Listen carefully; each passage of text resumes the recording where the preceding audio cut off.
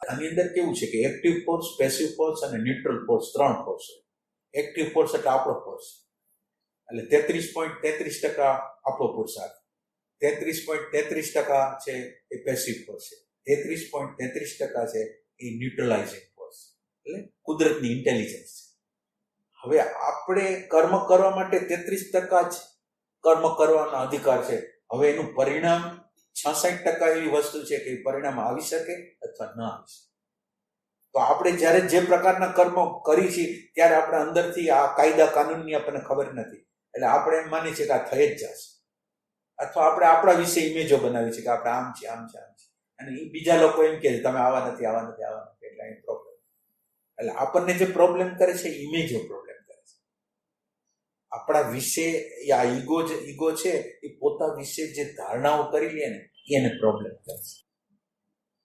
આપણને કોઈના વિશે નેગેટિવ થોટ, માનો કે તમે કીધું કે નેગેટિવ થોટ આપણને ભૂતકાળના આવતા હોય, પણ એ નેગેટિવ જે થોટ છે એ આપણે વૈશ્વિક ઇન્ટેલિજન્સ, માનો કે હાલો આપણને કોઈ મદદ ન કરી, કટોકટી હતી ને મદદ ન કરી, તો મદદ ન કરી તો આપણે એની ડિપેન્ડન્સીમાં ન આવ્યા, અને એની ડિપેન્ડન્સી એટલે નકર એને મદદ કરી હોત તો એ વ્યક્તિ અને કોઈ મદદ ન કરી, તો હવે તમે વિચાર કરો કે કોઈ મદદ ન કરી એટલે એ વ્યક્તિએ ઈશ્વર ઉપર પ્રાર્થના કરી કે મને કંઈક તું મદદ કર. તો હવે તમે વિચાર કરો કે વ્યક્તિએ જો મદદ કરી હોત તો મને ભગવાન ઉપર જે વિશ્વાસ આવવાનો હતો, કુદરત ઉપર જે વિશ્વાસ, અસ્તિત્વ ઉપર જે કુદરતની ઇન્ટેલિજન્સ ઉપર જે વિશ્વાસ આવવાનો એ આવત નહીં. અને બીજું, એ વ્યક્તિએ જ્યારે ત્યારે મને મદદ ન કરી, અને મારે અંદર જોવાનું છે કે એણે મદદ ન કરી છતાં મારો પ્રેમ કેમ ન જાય.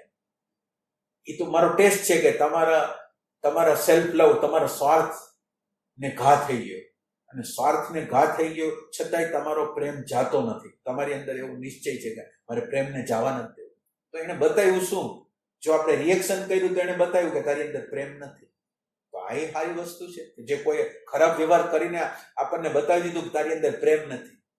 તું ભલે ગમે એવો છો પણ તારા સેલ્ફ લવને, તારી માન્યતાને, તારી ધારણાને તું વળગી લો છો, તું પ્રેમ નથી કરી.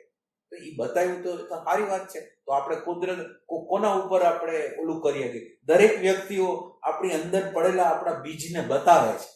તો જે આપણે જોઈ શકતા નથી એ બીજા કાંકરો નાખીને, એટલે કોઈ એક રિએક્શન કરાવીને આપણી અંદર એ દેખાડે છે તારી અંદર આ પડેલું છે. તો આપણને માનતું છે. એટલે દરેક પ્રક્રિયાની અંદર તમે વિચાર કરો કે આ ભગવાન જ આખા વૈશ્વિક ઇન્ટેલિજન્સની અંદર આપણે તરી રહ્યા છે. ભગવાનની અહીંયા હાજરી છે, અને ભગવાનની હાજરીની અંદર આપણું બોડીને એની અંદર આટા મારી રહ્યું છે. એ ભગવાનની હાજરી એક સેકન્ડને માટે પણ ખોટી વસ્તુ કરતી નથી. અને આપણને એમ લાગે છે આણે આમ કર્યું. એક ઘટના એવી નથી હોતી કે આપણને આપણે અંદર ઇવોલ્યુશન થાય એવી પ્રક્રિયા. એટલે આપણને બતાવે છે તારી કચાશ ક્યાં છે. પ્રસંગ આપણી અંદર પડેલું બીજ ક્યાં છે, ભય ક્યાં છે, ક્રોધ ક્યાં છે, લોભ ક્યાં છે, બીજા લોકો બતાવે છે. તો એ લોકો તો ગુરુ છે. સાચું ગુરુ પૂર્ણિમા આ છે. બીજા લોકો આપણી યારે ખરાબ વ્યવહાર કરે છે, એક બિચારાને એને એવો રોલ ભજવવો પડ્યો, એના માટે એને એવો રોલ ન ભજવો તો મારો વિકાસ ક્યારેય ન થાય.